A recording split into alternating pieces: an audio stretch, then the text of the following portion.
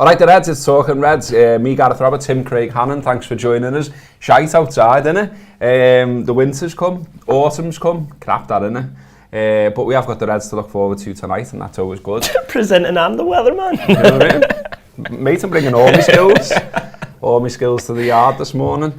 People have already joined us there. We've got 47 people watching right now. Thanks very much. That's sound of you. You're not meant to be in work or something. Anyway, people say, Simon, this is the spirit. Bring on tonight's Champions League. So we did all the preview stuff yesterday. There's a preview video, which we'll give you a little snippet of in a bit. There's a preview show as well, Under the Lights. But one thing that's taken us all by surprise overnight is Ian Doyle just lashes a tweet out there, middle of last night. No Trent. I've just learnt this live now. Yeah, that's why I was talking about it before in the office. Yeah. I wasn't listening. Yeah, no Trent. Trent's not travelled. Okay. Nico Williams is only just coming back from injury as well. Correct, so it may well be a little Milner at right back, which I'm a bit sad about because I would have quite liked him in centre midfield. I think thinking about I think everyone's talking about this game in the context of the City game as well, which I think is quite dangerous because I think it's going to be a really difficult game tonight, and I think we've all got it in our heads that we just go to Porto and lash them everywhere and beat them easy. But I think it's going to be more difficult tonight. I think Henderson's played quite a bit of football recently, so I wonder whether he looks. It's whether he wants momentum going into the City game or whether he wants rest. And I think he'd rather momentum after what happened at the weekend. So I'm not sure what he does from the midfield, but I would imagine he does Fabinho, Henderson, and I'd maybe go Curtis Jones in there as well, just because he played very well at the weekend. And then see Milner at right back in Trent's position. What do you reckon? Well, you've got it's Tuesday to Sunday, isn't it? And City are in the same boat, is what I would say. So, like, I think before, previous occasions like this, you'd be like, well, they're playing on a Wednesday, so they've got an extra day's rest, or they're at home, or they've got opposition that aren't as tough or whatever, but they've got PSG away, haven't they? So, that's a tough trip for them as well. I can't imagine that they're going to be doing too much rotation in that game to Sunday either. And it's quite a bit of rest time and all the rest of it. So, what did you say? Yeah, Milner at right back, I agree. I can't see him lashing Nico in when he's literally only just back from injury.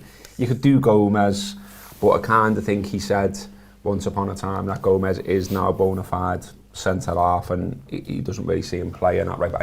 He just always seemed too big for me to be a right back. I think we might see him at centre back. Yeah. Because I thought he was brilliant against. You've got to wrap Matip up for Sunday. That's absolutely. Yeah, and I think he put him in an oxygen chamber, wrap around him. Yeah, and he rested Van Dijk against Milan, didn't he? So I think you might see. I don't think he's going to get rid of both of them and put Kanate and Gomez in there. I think we see Gomez and Van Dijk together. Yeah, for the game Van Dijk tonight. Doesn't mind playing match after match. Let's be honest. I think Salah's the same, isn't he?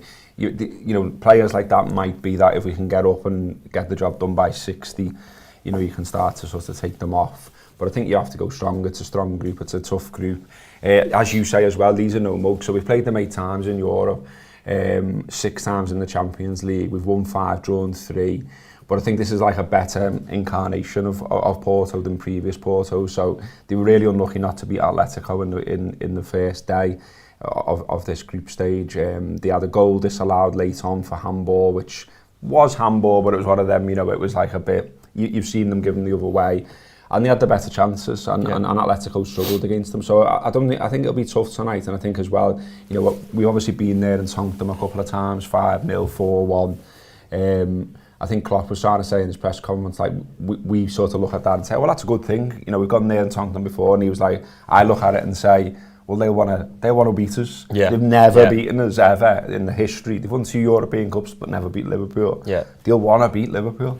But also I'm thinking about the time of the year we're now playing them. Like, usually when we played them in the past, it's either been the quarter-final or the round before that, the 16. And it's at a time when it's 18-19 Liverpool and 19-20 Liverpool, isn't that right? And both of those sides had brilliant momentum. They were beating everyone in the league, and they just looked imperious. And I think that now it's the beginning of the season. We've just drawn with Brentford. It's a group stage game. I think it's just got a completely different dynamic to it. So I would I think like you say, it's Tuesday to Sunday. I think that's a decent little rest time. Yeah. Are City away tonight, or are they at home against PSG? Yeah, they're away as far as so they're away as well. PSG, fucking hell. I'd much rather Porto. Haven't just said all the nice things about Porto, but win tonight, because we don't want to be going up against Atletico Madrid in the next 2 games and being under a little bit of pressure after having dropped points at Porto. Yeah, there is away for City, so it's a tough one for them as well. Plus, as well, you know, they won't be looking forward to coming to Anfield. I always say that. Pep Guardiola always references that it's a tough place to come with the crowd. And look, they come and tonked us with no crowd, but you know, when we're all in there on Sunday, mad, desperate for Liverpool to win, I think it'll be a little bit of a different story. On Talking Reds, we've got a few things, little bits of admin to do today. One being that we've had a secret box. I'm worried about this being live, you know. Could be anything. So it literally says Gareth Roberts Talking Reds on the front, which proves that you can send things through the post to me. Just saying. So yeah, Gareth Roberts Talking Reds, the Anfield Wrap, Avenue HU, 17 Man Island, L3 1BP, Liverpool, UK. Put that on the front, it'll get to me. You know what I mean? Any noodles? It might be noodles. Yes, it's light. It is light. It's light enough to be noodles. I think it's tea bags. Might be noodles, might be crisps, might be tea bags. What we saying? What we saying in the comments? I'd love some Tito crisps. That'd be good, wouldn't it? What we saying? Like, come on. You're all talking about foot. Yeah, someone. Oh yeah, Dave says a box of Barry's tea. I reckon that's the #1 contender. I think that's going to be the shortest odds here.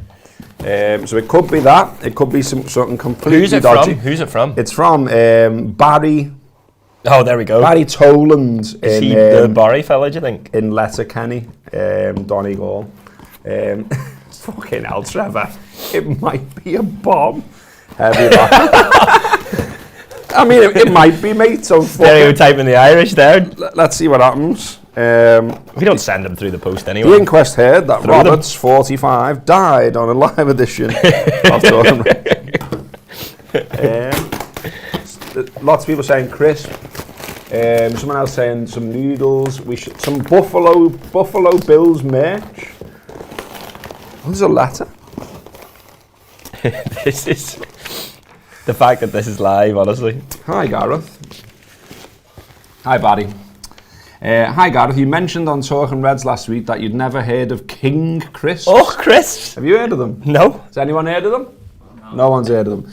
Here in Ireland, there's a long-standing debate over which is best, King Crisp or Tato's. Oh. There's a similar argument between people who drink Barry's tea and those who prefer Lions. Yeah, I'm aware of that one, and it's fucking Barry's all day. So I thought I'd send you a few samples so you can make up your own mind. Huge fan of the Anfield Wrap, and I love listening to you lads on Talking Reds. Keep up the good work. Up the Reds, you'll never walk alone. Barry. Oh, nice one, Thanks, Barry. Barry. That's lovely. That's nice, mate. I mean, you know, look, when I started that Talking Reds and I was going on about the weather and it being shit outside, it was me saying, fuck me, it's grim, innit? It feels like, you know, we're on the way to winter and all that. And then Barry's lashed us some crisp. Look at that. Oh, yes. Yes, Tato's. Tato's. Oh, lads. Yes, get in! Barry, what a day! This is the best day ever. This is fucking brilliant. So we can do Tato's v King. We can do Barry's v Lions. What a day! Well, it's right, Barry, lad. That's unbelievable. That's better than beating Porto away in the Champions League. Do you know what I mean? Yeah, fuck the footy now. Just going to eat crisps and drink tea all day, and then the footy's a byproduct. Well in, Barry, lad. That's dead sound. I mean, Tito are the best crisps in the world, by the way. Oh. They're the best crisps in the world, Tito, by the way. Someone says, Craig is so happy. Scott says, Barry, what a legend. What a legend, indeed. Yeah, this is excellent. Someone there is talking about curry-flavoured crisp, niche. David wants blind tasting. Maybe we could do this. I mean, not today. We'd have to do some setting up here, but we could do Lions v Barry's and we could do Kings v Tato's, couldn't we? Isn't there a thing if you blind taste crisps, you can't, if you tell them that it's a certain flavour of crisp, their head will tell them it's, so if you said that's cheese and onion but it's actually salt and vinegar, their head would tell them. Maybe that's one for them. Power of suggestion. Emma's shaking her head and saying no. Power of suggestion, no? But I imagine you still taste it. Anyway, that's unbelievable. One of the reasons we do Talking Reds is not just to talk about crisps and tea and open boxes from Barry. It is to try and get you to watch and listen to our subscription stuff, and there is loads building up to this game tonight. you should go and watch and listen right now and read it right now. Well, maybe watch us up till the end and then go and do it. But here is a clip of our preview video for Porto, where John and Ian went to the Cafe Porto, is it, Ash? Porto, yeah. Cafe Porto in Rodney Street in Liverpool, to get a bit of Portuguese flavour, literally, and talk about the game tonight. So here's a clip. Hello, it's a Champions League preview. It's John Gibbons with Ian Ryan for the Anfield Wrap, and we are in a beautiful setting of Cafe Porto, which is on Rodney Street in Liverpool city centre. We'd have loved to go over, but I say that I'm happy enough here, to be honest with you, Ian. Honestly, this is unbelievable, isn't it? Absolutely unbelievable. Yeah, huge shout out to the people at Cafe Porto. They've opened up, especially for us, they closed on a Monday, but they've opened up for us and delivered some beautiful wine. Told me all the way through this is to match our octopus. I'm going to put a little bit on my plate. I might not get stuck in while we are filming because it looks a bit tricky. Yeah, you're a braver man than me, honestly. Yeah, I'm going to get a little bit on the plate, a little bit of potatoes. It looks cooked absolutely beautifully. But yeah, I might wait till after just because it looks a little slippery. but honestly, it's a huge thanks to them. And yeah, we couldn't be over in Porto, but quite a few have gone. Ian, obviously there's going to be supporters now in the ground. It was looking a bit touch and go, but I'm made up for the ones who did sort of book to sort of go over there. Josh and Fuad from the Wrap going over tonight because it's what it's all about, isn't it? Champions League, you know, we follow our team better than most. 100%, and I think, you know, when it's someone like Porto, they've got a really good standard, haven't they, in European football. Yeah. So, you know, it's a big game, and I think Liverpool's group, it's a big group. I think most of us, me included, when the group was drawn, I was made up with it, John. And I know sometimes you can have a conversation about, is it nice to get... Because you knew you were coming here. Not soft, am I?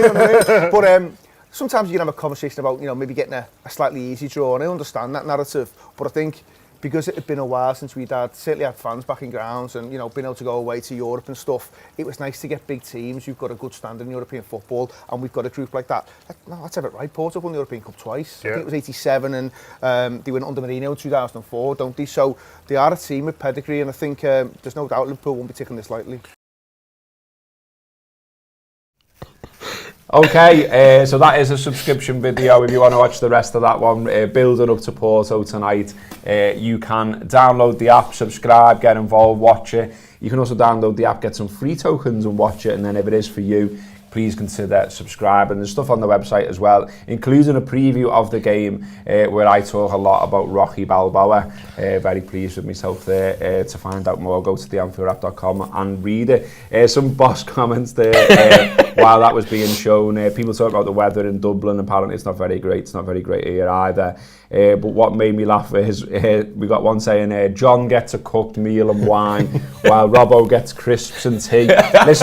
Listen, I'm not ungrateful, to be fair. I'm really made up with all this. You really are. It's tremendous, honestly. It made me day. Also like this from the Jody 1981, who says, Ian there wearing a kid's medium shirt to make his guns look bigger. We're on to you, Ian. We're on to you. We know what you're up to. Pretty sure Ian won't be watching as well, so we won't get onto that one. But we've enjoyed that. There's some petrol chat there as well. But we should do a bit more footy, shouldn't we? Because we've done absolutely loads of wild madness, let's be honest. So I'm just looking for my notes about Porto. Here we go. Porto aren't actually top of the league right now as well. So they've drawn a couple of games this season, including the one against Atletico on game day 1 in the Champions League. But they've drawn a couple in their own league, which means Benfica are currently top because they're 7 out of 7 in the league. But they're unbeaten, Porto.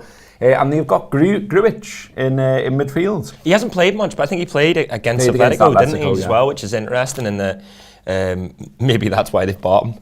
You know what I mean, as a big fella in centre midfield for the games in Europe, or maybe just the away ones. But I'd love to see him play against us, you know, just to sort of get a taster of a bit of a flavour as to how he's progressed as a footballer, because we haven't really watched him, have we? And I mean, the last time I saw him on the pitch was when he was playing Juventus, and he did the little, you know, when he was on the, which was majestic.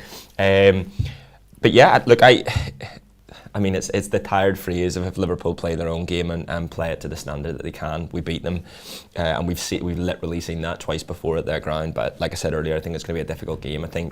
I just think it's so interesting what he does with the team. I don't know. It's one of those where usually you have a bit of an idea as to what he might do in centre midfield. He might do here, there. There's just a lot going on to try and work out. Firmino up top, I'd play him up top, get him some game time now that he's back from injury. That's the only real one. Well, you got Minamino there as well, who did well against Norwich. You've got Origi, who was parachuted in against AC Milan. No one saw that coming, and then he does well and he sets up Mo. So there's options there. I think I wouldn't say Klopp's desperate to show you that he's got options, but what I would say is that I think he's banging to rotation now compared to where he was once upon a time. When he first arrived, he seemed quite anti-rotation at times. And it seems to have flipped fully on its head. Maybe it's being stung by some of the injuries last year. Obviously, we've got some already. So, Thiago out till the other side of the international break. Keita only just returning from injury after kicking the grass or some madness there. Obviously, Harvey Elliott's out long term. But I think we might see Keita. I think because that didn't sound like a major injury, and then he was back training yesterday. Klopp referenced him, so I think you could see him start. Henderson, I personally wouldn't want Henderson to play the 90 really, because I want him for Sunday. I think he's key to Sunday in the same way that Joe Matip's key to Sunday.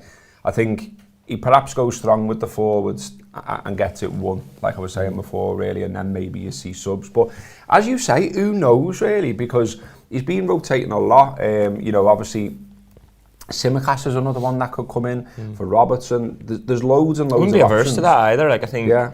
I don't think Robertson's been at his best, and I've seen a few people saying, give Tsimikas a sort of prolonged run of games. I think that's a bit premature. Robertson is literally one of the best left backs in the world, but I think throwing Tsimikas in if we feel that Robertson needs a bit of a rest ahead of City. But I just don't want too many of these changes. I think I've talked about it in the past where I almost like it when we're doing the changes to midfield, that it's the one change from Thiago, Henderson and Fabinho. I think that's our best three. Obviously Thiago's injured, so there has to be one change, and even the centre backs or the back four as a whole, making just the one change here and there, or the two if you really have to.